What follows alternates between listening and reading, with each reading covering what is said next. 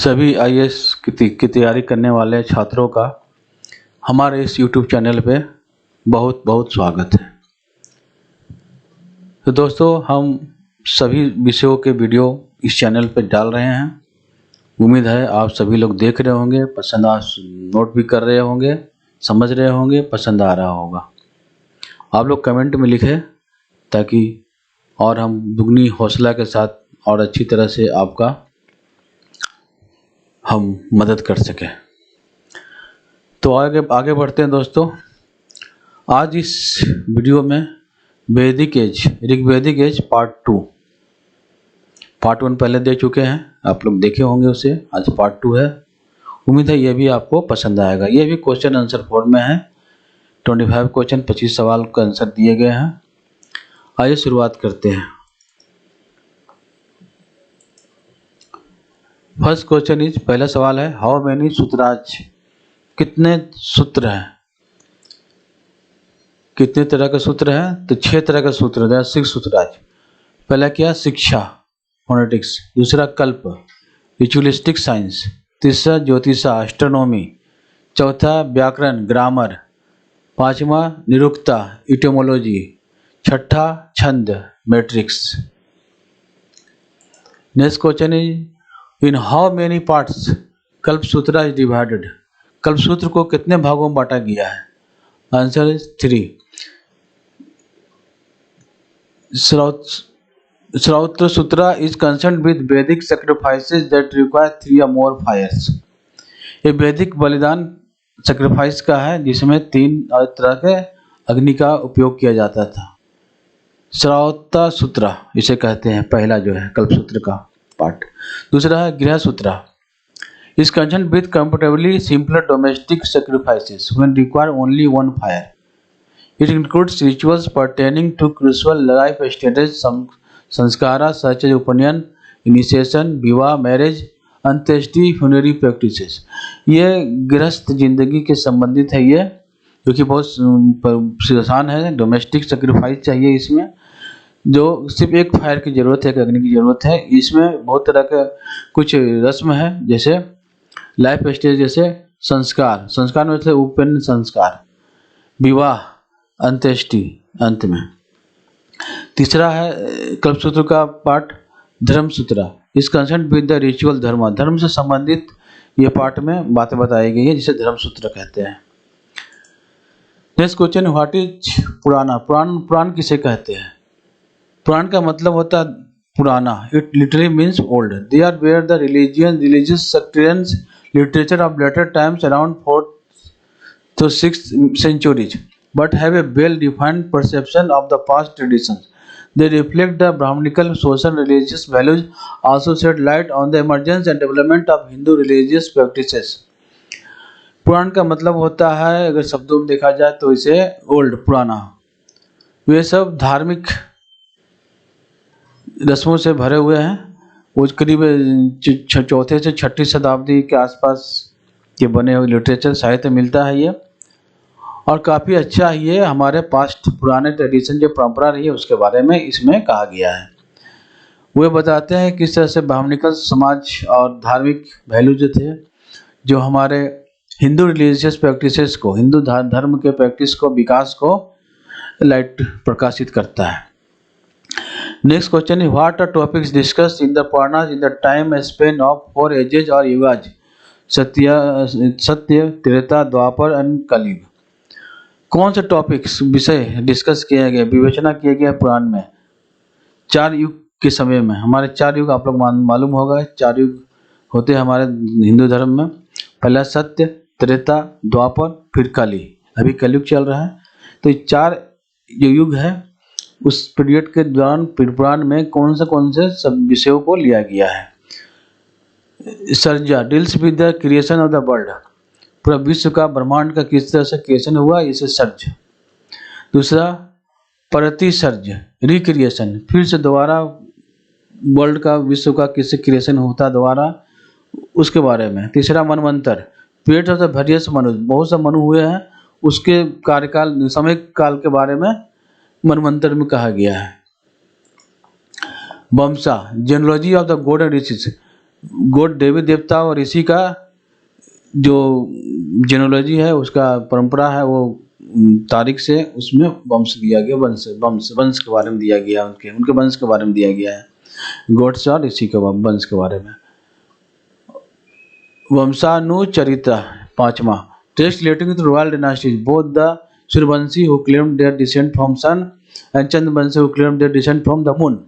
इसमें वंशानुचरिता, जो हमारे रॉयल डायनास्टी थे, महान जैसे सूर्यवंशी वंश, और जो अपने को सन से रिलेट करते थे, सूर्य के वो लोग वंशज थे। उसी तरह से चंद्रवंशी जो अपने को मून से या चंद्रमा से के वंश से संबंधित जोड़ते थे अपने को। इन सब के बारे में इसमें दिया हुआ है वंशानुचरित्र में। नेक्स्ट क्वेश्चन, व्हाट आर महायुगा, कल्प और मनवंतर। महायुग, कल्प और मनवंतर क्या है?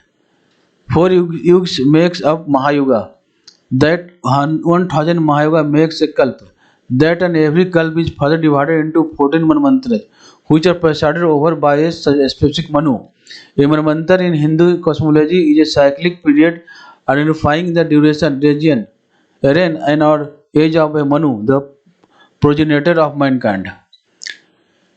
4 युग को मिलाकर एक महायुग बनता है, और उस तरह से 1000 महायुग है, उसको मिलाकर एक कल्प बनता है।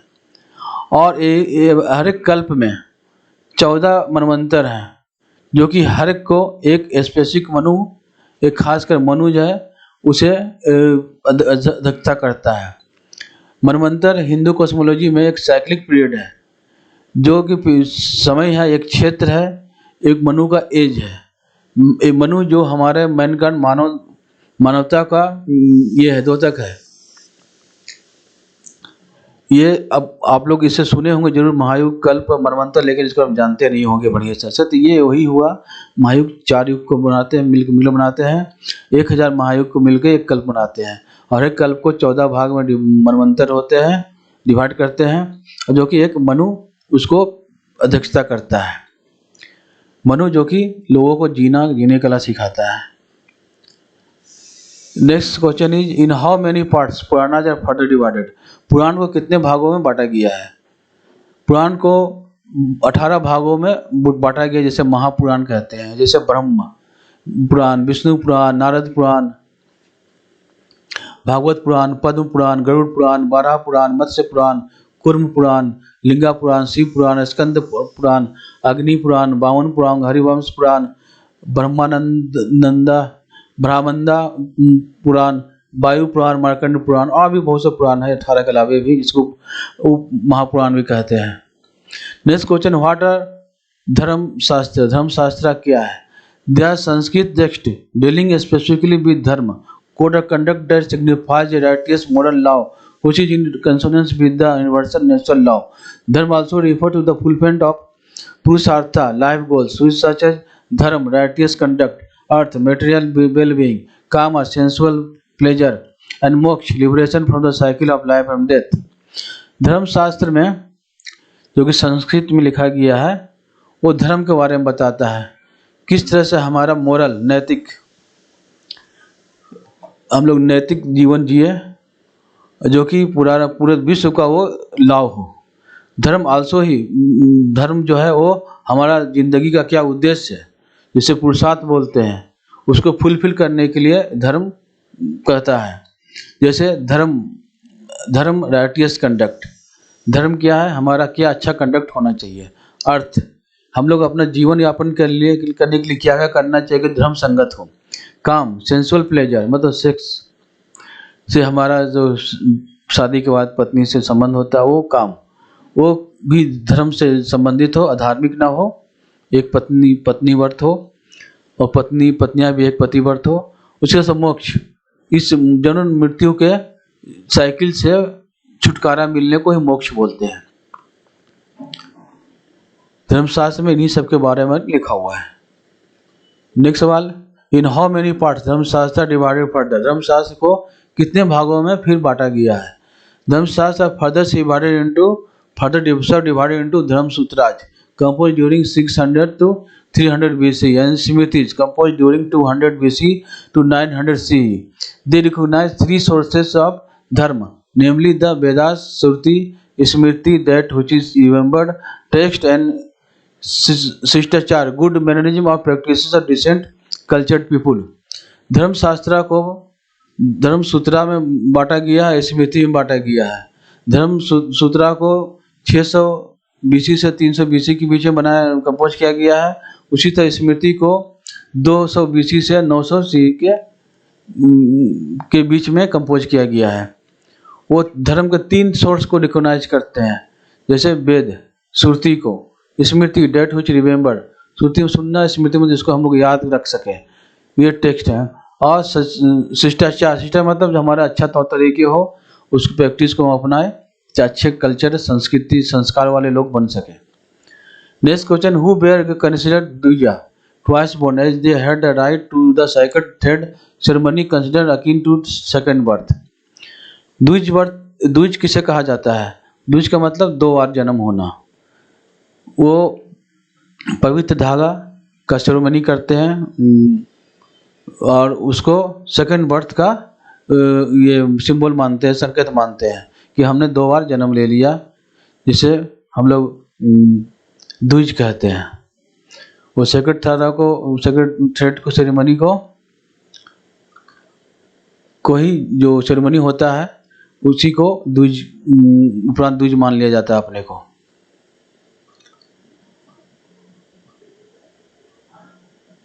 तो इसको कौन कौन इसमें आते थे? आउट ऑफ 4 वर्णज, जिसको द्विज कहते हैं, कौन कौन कंसिडर कराते थे? द्विज को कहलाते थे 4 वर्ण में से 3 वर्ण, ब्राह्मण, क्षत्रिय, वैश्य को द्विज कंसिडर करते थे, द्विज कहलाते थे। Next question, what are the 4 ashrams dividing the life of a dwija male. जो द्विज पुरुष था उसको 4 आश्रम में बांटा गया था, उसके जिंदगी को। द्विज पुरुष के जिंदगी को 4 आश्रम में बांटा गया था। वो आश्रम क्या क्या थे? पहला ब्रह्मचर्य, सेलिब्रेट स्टूडेंटहुड, इस समय छात्र जीवन था, ब्रह्मचर्य, शादी नहीं करना होता था। दूसरा गृहस्थ, हाउस होल्ड केयरटेकर, गृहस्थ जीवन, इसमें शादी पुरुष कर लेता था, स्टूडेंट कर लेता था अर्निंग के बाद। इसका वानप्रस्थ, पार्शियल रिनोसिएशन, वानप्रस्थ मतलब जंगल की तरफ प्रयास करना, उसके बाद संन्यास, कंप्लीट रिनोसिएशन, पूरा दुनिया से अलग हो जाना। वानप्रस्थ में आंशिक रूप से दुनिया अपने को परिवार से अलग कर लेते थे, समाज से, लेकिन संन्यास में पूरी तरह से अपने को अलग कर लेते थे इस गृहस्थ जीवन से, इस दुनिया, इस समाज से, परिवार से। The different ashrama stages were not followed literally by all, but not even applicable to women and Shudras. ये सभी आश्रम को सभी लोग उतनी कड़ाई से नहीं फॉलो करते थे, यहाँ तक कि औरतें और शूद्र भी अप्लाई नहीं करते थे अपनी जिंदगी में इस 4 आश्रम को। Next question, is there any link between Sanskrit epics the Mahabharata and Ramayana. Mahabharata और रामायण जैसे एपिक महाकाव्य संस्कृत में जो लिखे गए हैं उससे क्या आपस में कोई संबंध है, लिंक है? Yes, the 2 topics were clearly aware of each other as the Mahabharata has a section called Ramopakhyana detailing the story of Rama and the Ramayana mentions the Kurus and Hastinapur but does not mention the Mahabharata war. दोनों महाकाव्य महाभारत रामायण एक दूसरा के बारे में जानते हैं। महाभारत में एक सेक्शन, एक भाग जिसमें रामों के बारे में लिखा हुआ है, रामायण राम के बारे में पूरी कहानी लिखी हुई है, रामोख्यान कहलाता है। और दूसरा रामायण में कुरु के बारे में, हस्तिनापुर के बारे में मेंशन किया गया हुआ है, उसके बारे में संदर्भ का उल्लेख किया हुआ है, लेकिन वो महाभारत युद्ध के बारे में नहीं मेंशन करता, नहीं लिखा हुआ है। Next question, who has compose the Mahabharata. Mahabharata को किसने लिखा है? The Mahabharata was composed bye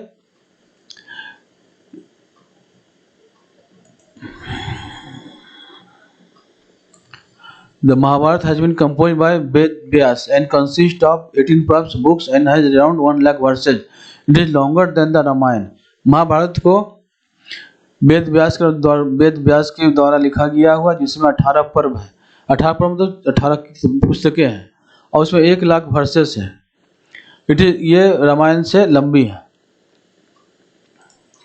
next question, which epic is considered आदि काव्य। किस एपिक को, महाकाव्य को आदि काव्य कहा जाता है? The Ramayana considered as the adi kavya composed by Valmiki in contents consist of 7 kandas having around 24,000 verses. Ramayana को आदि काव्य कहा जाता है जिसे वाल्मीकि ने लिखा था, और इसमें 7 खंड है जिसे बुक है और मतलब किताबें हैं इसमें, और करीब 24,000 वर्सेस हैं। Next question, how was Rigvedic society, किस ऋग्वेदिक सोसाइटी किस तरह का था? It was a tribal society and its people lived a semi nomadic life. Rigvedic का समाज जो था वो ट्राइबल था और ये सेमी नोमैडिक था, खाना बदोश तरह का ही था, लेकिन वो पूरी तरह से खाना बदोश नहीं था। Next question, who bear Jinnah's इन वैदिक सोसाइटी? वैदिक सोसाइटी में जना किसको बोलते थे, जन किसको बोलते थे? आर्यन ट्राइब्स वेर कॉल्ड जन, आर्यन ट्राइब्स को जन बोला जाता था। Next question, who were called as gopati और gopa, protectors of cows? Rajan और महिषी। ऋग्वेदिक में गोपति या गोपा या गाय को रक्षक करने वाले राजन और महिषी किसे कहा जाता था? Aryan, the chief of Aryan tribes was known as Rajan and also known as the Gopati or Gopa, and the chief queen was called the Mahishi. Aryan tribes के चीफ को मुखिया को राजन कहा जाता था, उसे आप गोपति या गोपा भी कहा जाता था, जो कि गौ का रक्षक करता था, और उस चीफ क्वीन को मुख्य रानी को महिषी कहा जाता था। Next question, who were enemies of Aryans? Aryans के दुश्मन कौन थे?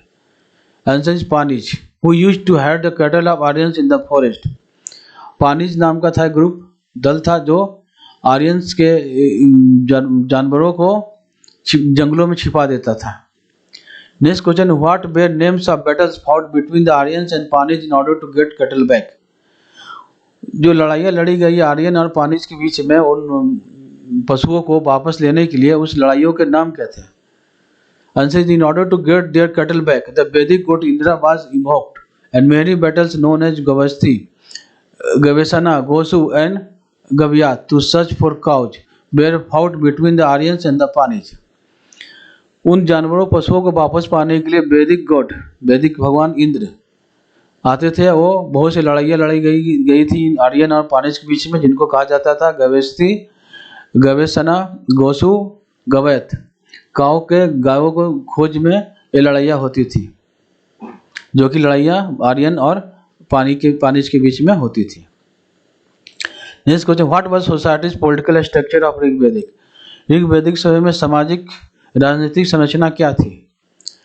Answer is, the societies political structure was somewhat similar to the monarchical form, but the gopatis office was not hereditary and was selected among the clansmen. The society was not divided on caste lines, and even the Rajans, the Purohits, and the artisans, etc. were part of clan networks. Occupations was not based on birth.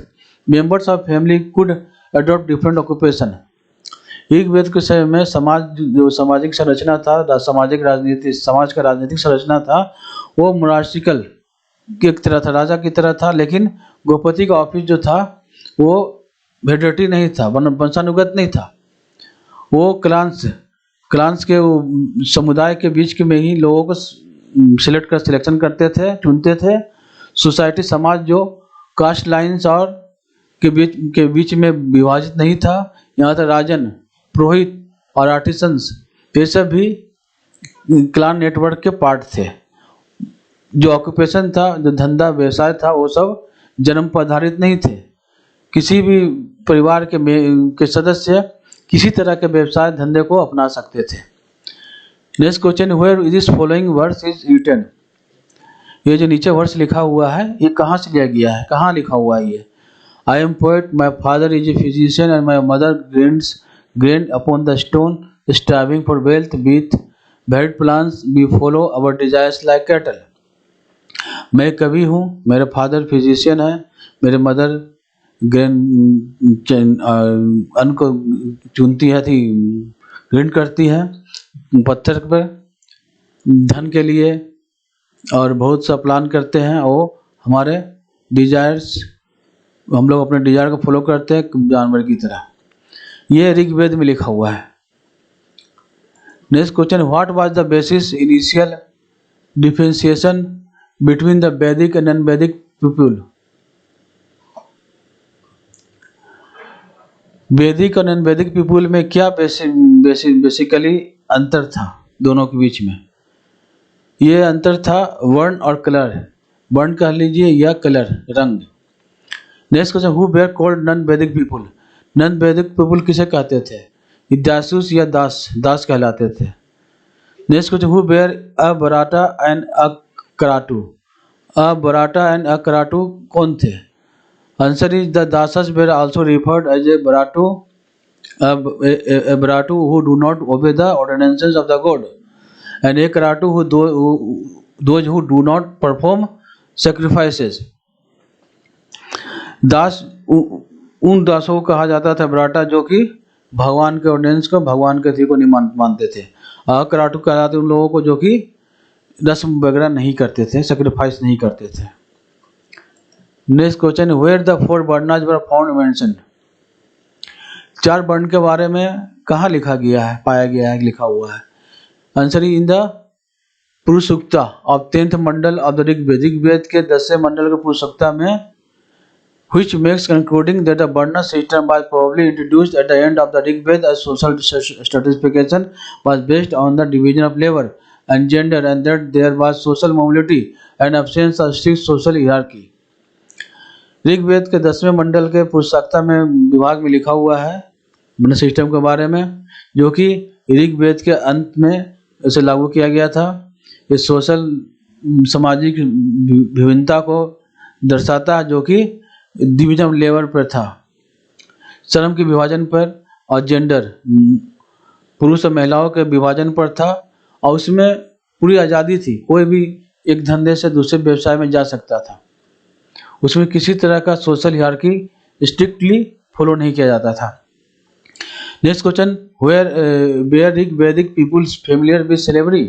क्या दासता के बारे में ऋग्वैदिक लोग मालूम था, गुलाम के बारे में मालूम था? हाँ, yes, the Rigvedic people were familiar with the slavery. हाँ, ऋग्वैदिक पीपुल के समय के लोगों को स्लेवरी, दासत्व के बारे में जानकारी थी। तो दोस्तों, आज ये हुआ 25 सवाल वैदिक के। अभी और वीडियो मैं लाऊंगा इस पर, इसी तरह से क्वेश्चन आंसर फॉर्म में। एक क्वेश्चन आंसर फॉर्म देने का एक मकसद है कि ये पूरी तरह से पीटी के लिए भी उपयोगी है, मेंस के लिए उपयोगी है, और इंटरव्यू के लिए उपयोगी है ये। उम्मीद है आपको ये सब पसंद आ रहा होगा। बहुत बहुत धन्यवाद इस वीडियो को देखने के लिए। कृपया कर हमारे चैनल को सब्सक्राइब करें, लाइक करें, शेयर करें इस वीडियो को, बेल बटन प्रेस करें ताकि हमारे वीडियो आप तक सबसे पहुंचे। बहुत बहुत धन्यवाद।